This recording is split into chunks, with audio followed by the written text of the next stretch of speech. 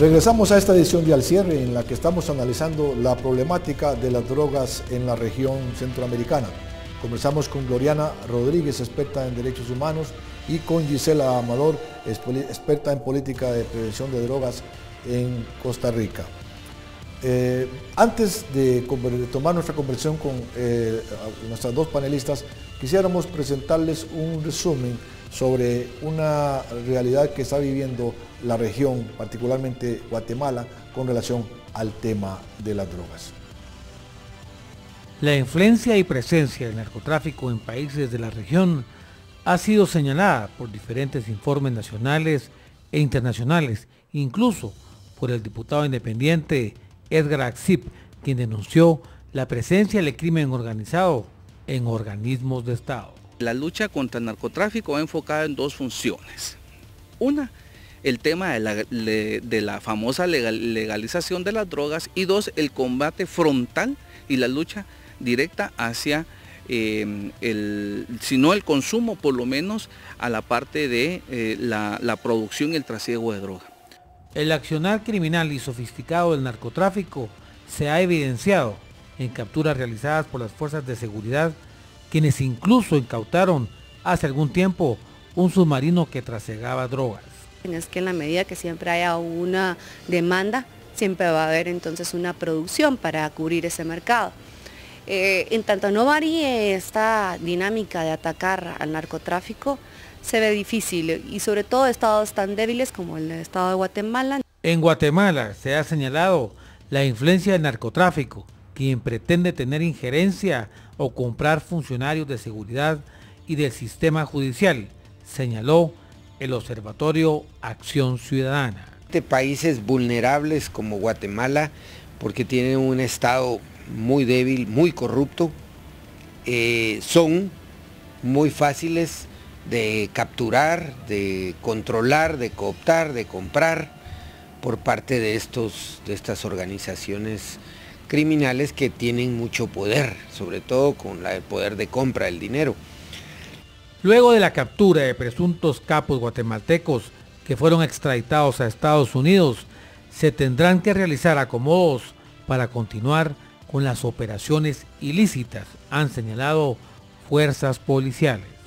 Tienen la misma, operan igual que empresas internacionales, ¿ya? Que no solamente tienen casa matriz, sino que también tienen sucursales. Esa es la lógica de un negocio que está al margen de la ley. Dentro de las principales rutas que utilizan los narcotraficantes es precisamente la vía marítima, ya que esto les permite llevar por volumen. Desde Guatemala, Gerardo Montenegro, CB24 Noticias. Gloriana Rodríguez, perdón. De acuerdo a lo que escuchábamos con Lorena Escobar, siempre va a existir demanda. En este sentido, si siempre va a existir demanda, ¿es conveniente, no, entonces legalizar el consumo de alguna de las drogas?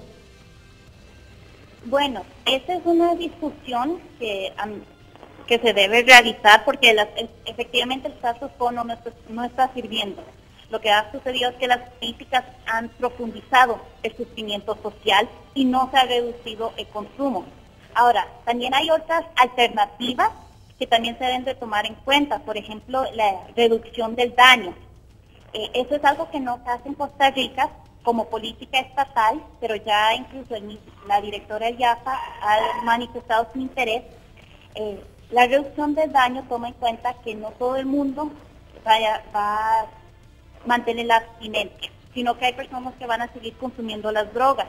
Entonces, el enfoque de ese tipo de estrategias es reducir todos los riesgos asociados con el consumo problemático de las drogas. Incluye, por ejemplo, el intercambio de jeringas o de pipas, grupos de apoyo, servicios de salud ambulatorios para personas que tal vez se encuentran en condiciones de calle. Entonces, efectivamente, nuestro modelo, que es basado en la prohibición, no funciona. Debemos empezar a elaborar e implementar modelos basados en el pragmatismo y también en los derechos humanos, porque si bien es cierto, nuestro pilar de la sociedad debe ser la dignidad humana y poder garantizar la seguridad siempre como la dignidad como el punto focal. Gisela, ¿cuán endebles son nuestras organizaciones institucionales, como lo mencionaban en el reportaje? ¿En qué países o en qué áreas de la institucionalidad es más vulnerable al narcotráfico nuestra institucionalidad, tanto en un país como en otro de toda la región centroamericana? Bueno, es muy claro que el Triángulo Norte, Guatemala, como lo decía en el reportaje, Honduras, El Salvador, la institucionalidad es menos eficiente y sabemos que en mucho eso es lo que aprovechan las redes criminales para introducirse en los países. Costa Rica está un poco más fuerte en lo que es institucionalidad. Sin embargo, eso no evita que un negocio de ganancias tan desproporcionadas logre llegar hasta parte de lo que es los estamentos del Estado y corroer el estamento del Estado. Yo creo que a partir de ahí, sabiendo que a un grupo de narcotraficantes, un grupo criminal, no le importa perder gente, no le importa perder dinero porque la ganancia es demasiado grande, pues entonces se compran conciencias. Y se compran conciencias y lo estamos viendo en Costa Rica. Estamos viendo jueces acusados, estamos viendo policías que los han logrado convertir en distribuidores incluso. Y de ahí sale la idea de los mercados regulados. Y yo creo que no es legalización, lo que sean los de mercados regulados, porque eso es regular una sustancia, por ejemplo, como la cannabis, que es lo que se está hablando principalmente, para que se pueda consumir legalmente en personas mayores de edad y en una adecuada producción de esa sustancia. En este momento, una persona joven o vieja que consuma cannabis en Costa Rica no sabe qué es lo que está comprando. En el mejor de los casos es hoja de chayote seco. ¿Cuál ha sido la experiencia hasta ahora, Giselle, de Uruguay y creo que Holanda también en cuanto a la legalización del consumo de droga? Y en mercados regulados, Holanda con 30 años de existencia, Uruguay comenzando, Colorado y Washington comenzando la regulación, nos dan ejemplos de lo que se puede hacer en algunos países. No podemos decir que en todos los países se pueda hacer lo mismo. Tenemos que tener un enfoque país para tener una política integral, tal como lo estaba diciendo Gloriana.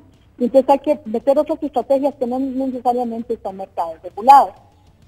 Sin embargo, la experiencia de Holanda de 30 años, la experiencia de Suiza, la experiencia de Portugal, de regular mercados y además la experiencia de España también con clubes canábicos, pero además dar una política integral llegando hasta los consumidores que no pueden detenerse, que no pueden dejar de consumir sustancias incluso más graves, con un enfoque de reducción de daños, que en algunos países incluso es darle la sustancia en la forma más saludable posible, han dado resultados adecuados.